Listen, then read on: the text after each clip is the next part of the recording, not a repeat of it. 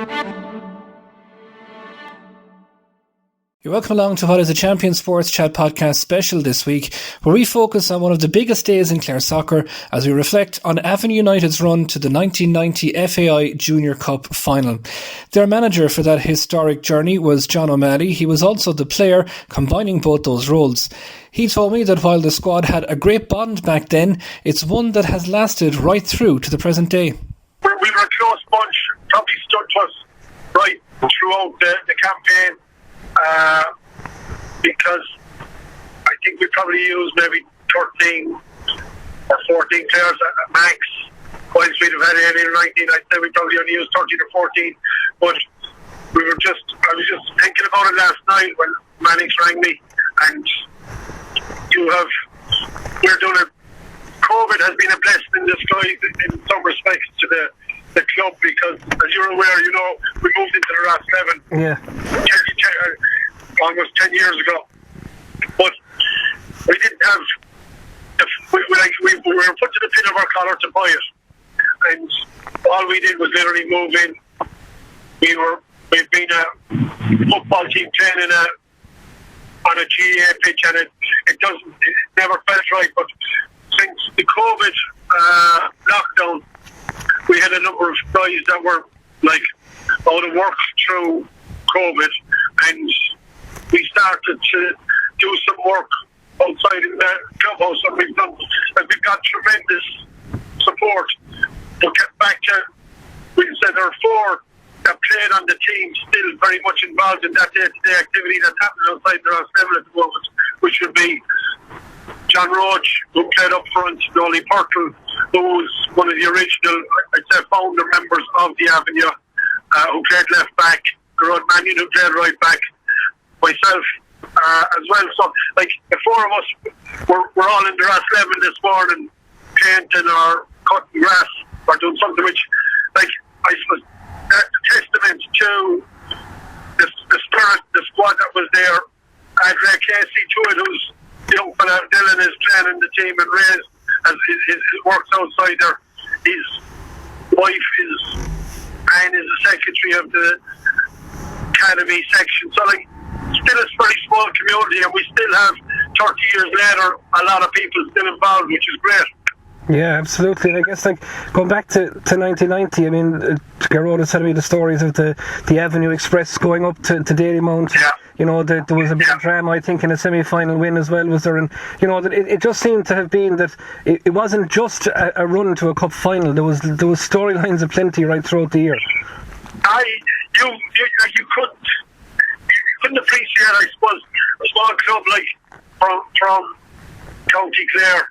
Okay, we were good footballers, but the journey that we went down was incredible. We were in those days. You used to play Clare, Kerry, Desmond area final first. So the Clare League, the Desmond League, and the Kerry League were all put into the one kind of preliminary competition, and you had to win that to get to the last 16 of the national competition. Mm-hmm. So, we were, I think in the second round, we were 2 minutes from going out in the competition against Newcastle West. We got a goal in the last minute. We won an extra time. We went to played, I think, Abbeyfield, or the Trinity Dynamos or Abbeyfield in the Kerry Desmond area final. They battered us in the first half. We were lucky to turn around, I think, we won 2-0. So in any cup journey, you ride your luck to a certain extent. You make your luck. But, we went to Kilkenny. Then, the quarter-finals, we got, which was a tremendous gesture at the time, we got the rugby club for a quarter-final against St. Patrick's from Carlow, who, because you had to play behind closed, or enclosed where you could take a gate, and Dora wasn't available. There was no other pitch in Clare. Well, we didn't want to take it out of Ennis either. And we got a huge crowd there that day. So, there were great memories right along the way, but they were tough games. I suppose if there's one, I suppose, equal the whole time is that I don't think we did ourselves justice in the final. I think the final passed us by. We let the occasion get us a little bit. Right. I suppose that's probably understandable, is it? Given that like the club was only about 6 or 7 years old at the time. Yeah. It's understandable, but it's a regret, that kind of. Like we travelled up with the support that morning, and I had toyed with the idea of going to Dublin the night before and staying. We'd say way from it. Like if we were doing it now, certainly it's way, but it was unheard of in those days. You're going back to 1990, and then would we have had would we have been able to afford it? I don't know. Like it worked for the semi-final, so it made more sense. But like the final, there was a huge occasion. And we took trains up on both occasions, and it was amazing. It was an amazing journey. And I mean, it must have been an incredible feeling as well for, as you mentioned, this new club from Clare to be going into an iconic venue like Dalymount at the time. Yeah. I'm originally from Limerick City, and I played my football at Ballanty before I came to Ennis. And inside of Limerick City in junior football, the FAI is the be-all and end-all. It's the competition, and the biggest club game in Limerick used to be the FAI Area Cup final, which was played the Sunday before Christmas. And that was similar to the Clare-Kerry Desmond area. Now, in the FAI, what happens is you have an open draw after the third round, and you can go anywhere in the country. And it's probably more difficult. But back in those days, you had to qualify from within your own league or an amalgamation of the leagues.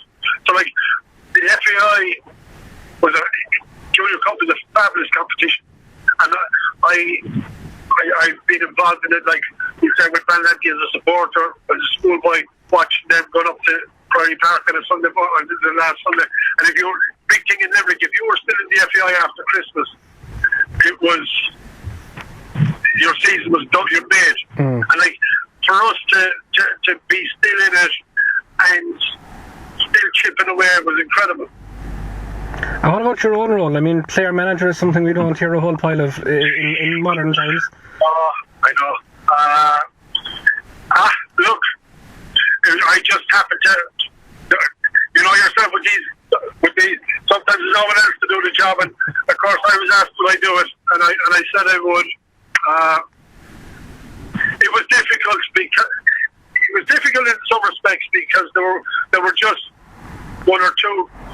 Brendan Elligan, for example, had come in the semi-final, had done very well, and it was a work colleague of mine, and he had to be dropped for final. Yourself making decisions or having to tell fellas they're not playing in the biggest game of their lives, or likely to be the biggest game of their lives. Not easy, but the players were great. I had good backroom team with me. Frank McHenry was doing the training. Joe Moundy was another selector with me. The avenue set up at the time was always where you kind of had three people, a management team of three. I was just happened to be the focal point of it. Yeah. Is it difficult though to kind of separate the two roles when you're on the field? Like, would you ever have found yourself sort of barking out the orders and maybe a fella? Oh yeah. Anybody that knows me will tell you whether I'd be barking out orders anyway. That's probably a problem I have is that I can't zip it at times. Especially the referees in Clare would love to let you know that. So barking out orders was kind of second nature, and I still do it up to my fault at times. It's with the schoolboy teams that I manage, but look, it's just me. Maybe I've mellowed a little bit over time, but certainly I wasn't mellowed 30 years ago. Yeah. Well, I mean, and Garrod mentioned as well, that coming home from the final itself, that the loss had happened and all that, but that there was a sense coming home of what had been achieved, and that was being celebrated more so than mourning a loss, if that makes sense. Yeah. It was it was a huge celebration. You had a small club from Clare, from Ennis, from the Avenue, which was and you had a huge representation from the Avenue. You had the Moundies, you had the Perkins, you had the Casey. Three of the founding families, we'll say, of the club. All of those lads had played the very first team. So it was still very much a small club with only one junior team. We'd never beat him. You know, we had, I think we used, there was no schoolboys. So, like, you've got to put that into context when you're taking on a Cherry Orchard team that, in the final, that had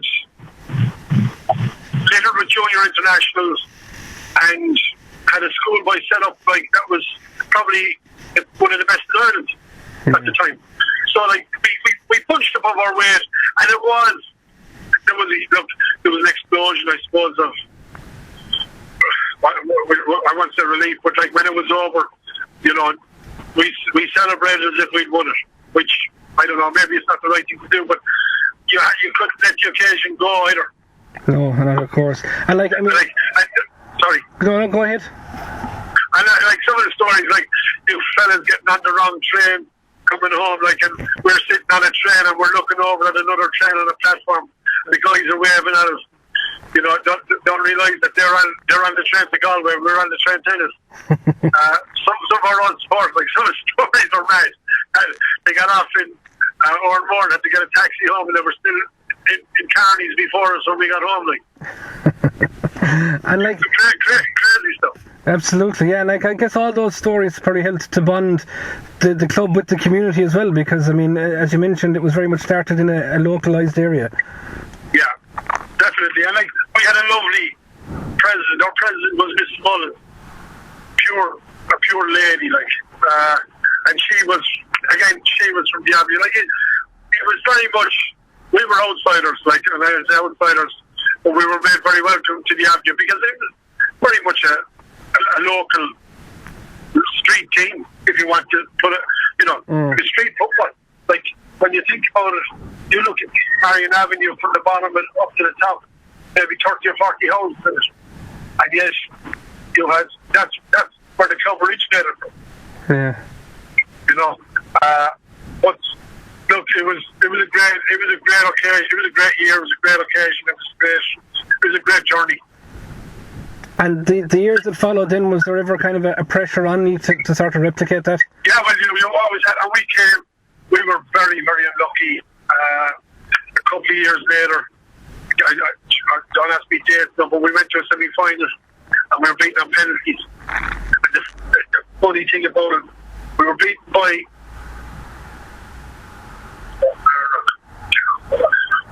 Portmarnock that beat us on penalties, and we played Newtown the Sunday beforehand down below in Shannon in a cup game, and Portmarnock came down to have a look at us. They saw us for 85 minutes and they were leaving. Just as they were leaving, we got a penalty. And they stopped and came back in, and Eddie McCarthy got the good team, took the penalty and scored. The following Sunday, above in Clonshock in the AUL grounds, semi-final, 15 minutes to go, we got a penalty. And their coach sprinted out of the dugout around the back of the goal to tell the goalkeeper what side he thought that the penalty would be struck, and the keeper saved. And that's small margins, and to be honest with you, I think that was possibly a better side. That was a better side, because for a couple of years, we'd say in the 90s, we were knocking on Munster Junior semi-finals, and we were very, very competitive with the likes of Fairview, Waterford Bows. We had some good battles with them. We're in the semi-final of a Munster Junior with Fairview inside Limerick. We beat Fairview, who had been an FAI champion the previous year in a Munster Junior quarter final inside Limerick too. So we played very well for a few years. We hope to get those pretty days back again. Yeah, I was just going to ask that, like, that as everyone involved in sport knows, that it can be of that kind of cyclical nature, like, and I mean, okay, Newmarket have had their time, I guess, as well, but there's a sense that Avenue have kind of stepped up to the plate again now and are ready to maybe make that push. Well, and I guess you mentioned all the grounds and stuff like that. I mean, having all that in place won't harm things either. No, it won't. And like, we would hope, first to the market have set the standard now for the last maybe 6 or 7 years, maybe more. It could be 10 years in Clare, and it's up to Avenue and it's up to Shannon Town to get our act together to try and get close to them. We're narrowing the gap. Still think we have a bit to go, but we're working on narrowing it, and we have to, we can't consider talking about being competitive in Munster and being competitive in the FAI unless we're competitive in our own league. It'd be great that you can have a couple of teams in Clare competitive, but I don't think we've any ambition to win in Munster Junior and FAI. We have to win Clare League first, or Clare Cup, and start to get back to being the dominant team in Clare. We're making strides, but we still haven't bridged that gap. Until we win a league, we haven't bridged that gap. Yeah, and for the future, I mean, you mentioned it there, the guys that were involved in 1990, and it seems as if the next generation now are kind of on the team and they'll push on again, so it's good to have that continuity, I suppose, to try and build, isn't it? You need it. You need it because, we're not going to be around forever. I knew you need the Evan O'Reillys, who is probably he's treasurer of the club now at the moment. Simon Cully's. These are the next generation of the Road Manions and Dolly Porters, John Roaches, John O'Malley's. These are the guys that we need to drive it on, and then bring through. We have a good crop of schoolboys. We're competitive at all the schoolboy levels. We've cracking schoolboy players. That's a challenge in itself, because with League of Ireland under 13, under 15, under 17, and under 19, we tend to lose the cream of the footballers. We're losing, but we might get them back at some stage. But we're still our schoolboy section is decent, and ultimately that's hopefully now with the better facilities outside Rossleven, they'll want to stay with us and maybe see that we are ambitious and we want to get back up to where we were. That's John O'Malley there of Avenue United. Well, one of the players that we spoke about in that interview was Garrod Mannion. He told me of some of his memories of that time. The one thing that really stands out about the day, shall we say, would be the fact that we literally chartered a train. I mean, we had a train direct from Ennis to Euston Station, Dublin, and it was just for Avenue United and our supporters. That's something that people still find it hard to get their head around. That tells you the number of supporters we had. We had more supporters than Cherry Orchard had in Dalymount Park that day. And the crack going up on the train was good, and despite the fact that we lost, the crack coming home was mighty as well. And the camaraderie that we had that day sort of lingered for many years afterwards, because it was such a special and unique occasion. And I really think that the train was part of that. We made a video. Pascal Brooks did a video of the whole day. And, one of my abiding memories of watching the video a couple of weeks later, or whenever it was, he had footage of us, getting off the train in Euston Station with steam coming out of the engine, and the backing track was "The Boys Are Back in Town." and every time I think of that, it gives me goosebumps just thinking about the whole adventure of it all. They were kind of innocent days.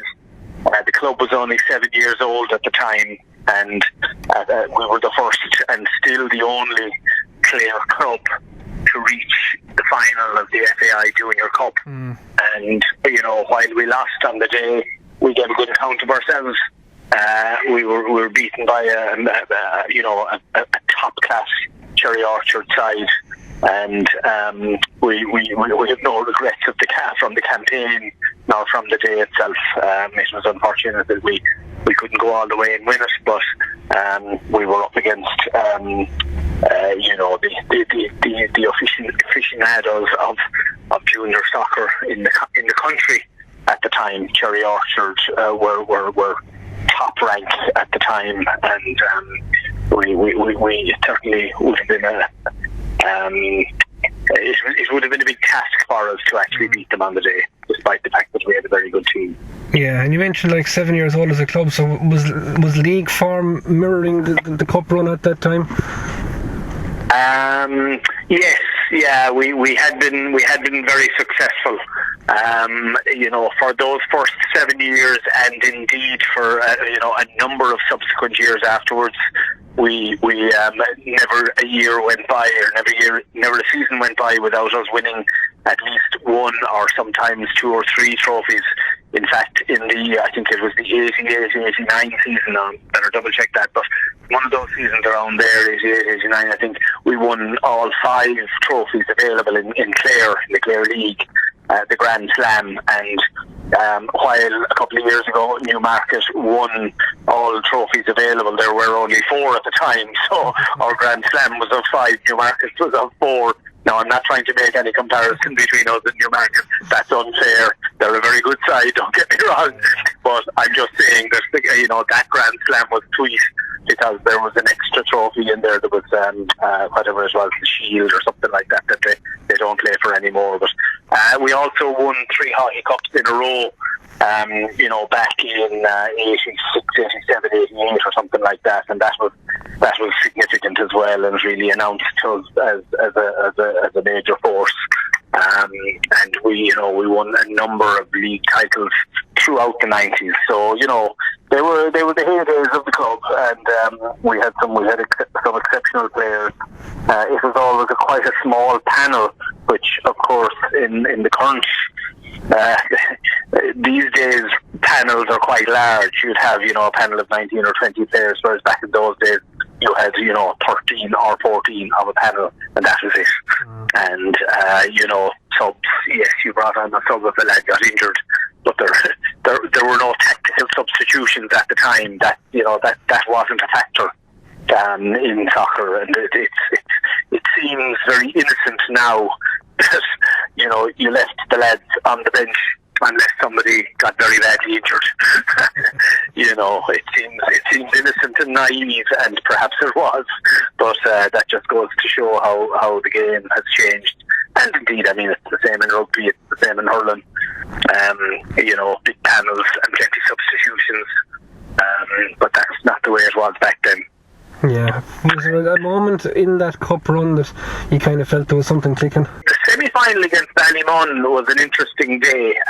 The game was played in Talca Rovers ground, which is, very, very near Ballymun. It wasn't their home ground, but it felt like it. We were going all the way to Dublin, and they were only coming down the road.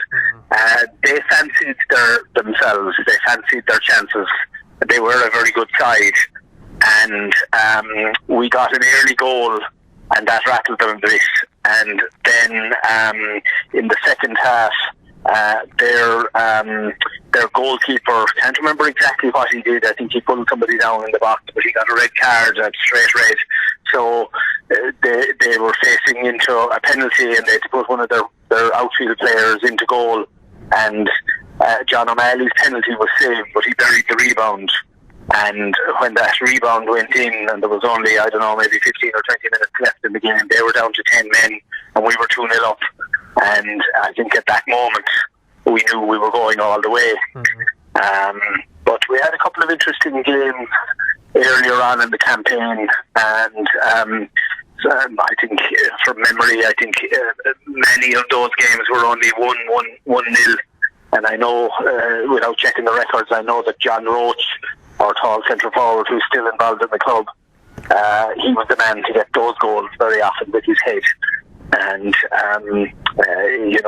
there weren't many high-scoring wins on the road to Dalymount, but John Roachin's goals went a long way towards bringing us to the Holy Grail of Dalymount. Right. And what was the profile of Clare soccer like at the time? Because it sounds as if you were kind of quite the trailblazers. Well, I suppose before our time, St. Michael's from Ennis and Newmarket, they were probably the two best clubs around that time. And in our first Hockey Cup success, we beat Newmarket up in the showgrounds after a replay, and in fact we went the entire FAI Cup campaign only conceding something like one goal or something like that, and even in the drawn match obviously was 0-0, and in the replay I think it was 0-0 in normal time, and went to extra time, and John O'Connor scored the winner. And the number, or the few goals that we conceded, that I think was the bedrock that much of our success was based on. And I still put that down to two men, Johnny Pertl in goal and Ray Casey directly in front of him at sweeper. I think they were the two principal reasons why Avenue United conceded so few goals and won so many games and trophies in those many early years of Avenue United. Johnny Pertl in goal, Ray Casey sweeper. Just impossible to get past them, and the two of them were out and out, through and through Avenue people, Avenue men to the core. Yeah, and like as you mentioned, that it sounds as if that the club still continues to reap the benefits from that particular group. Yes, yeah, it does really. Noel Purcell, who has been there from the very start. Noel was present at the meeting on the 12th of April 1983 when the club was formed, and he is still very much involved in the club. He's on the committee, he's the groundsman, and he's the elder statesman of the club, and he was left back on all those great teams in the early years. John Roach, that I just mentioned, who scored all those goals, he is involved in the committee. John O'Malley, who was player manager, he's still very much involved in the committee and the driving force at the moment with the upgrade of the grounds. And of course Ray Casey's son Dylan is now the captain. He was the captain maybe last season. I'm not sure. Don't quote me on that now. We might find that out.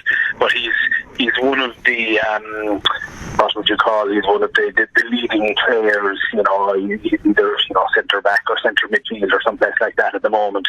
So he's one of our key players, shall we say, in the current team. And it's lovely to have the family continuity from his father. So you have a number of Roaches. It was John Roach and his brother Seamus was involved in the club for many years, and their sons are all playing. So you have Jamie, Mark, and Gary, who are John's sons, and then you have Alan, who is Seamus' son. Right, so there's a good old connection there still, yeah. Yeah, and even more important, he's not a player, but he's huge in our schoolboys and deserves honourable mention. Also, Seamus' son is Paul Roach. Mm-hmm. He's coaching, he's running training camps, he's a manager of 2 or 3 underage teams. He used to play in goal for the B team briefly. He'd stand in if you were stuck, but he's not. His forte isn't playing. His forte is coaching and managing underage. That's Paul. So the Roach dynasty have really proven to be a great boon for the club over the years. Of course, and like you mentioned there when we were talking all the work you've done in the clubhouse, and like even this season we've seen Avenue have really stepped up to challenge the market. Like, so it seems as if that it's like, is there maybe perhaps a new era kind of ready to kick off again with everything that's done in the background? Yes. I mean, that's a fair thing to say. It might be premature, but there you go. But it's still worth saying because that's what we feel. Newmarket have been exceptional. That's the only word to describe them in recent years, and more power to them. But we certainly feel that we're on a par with them this year. I think we're above them with we're a point ahead of them if they have 2 games in hand or something like that. But at least we're toe to toe with them. I think would probably be the best phrase. In the current season, and we're happy to be back up there challenging for honours. and that's where we intend to stay. Garrod Mannion there, bringing this week's Champion Sports Chat podcast special to an end as we reflected on Avenue United's run to that 1990 FAI Junior Cup final. We hope you enjoyed it. Plenty more to come from the champion over the coming weeks. Do stay safe and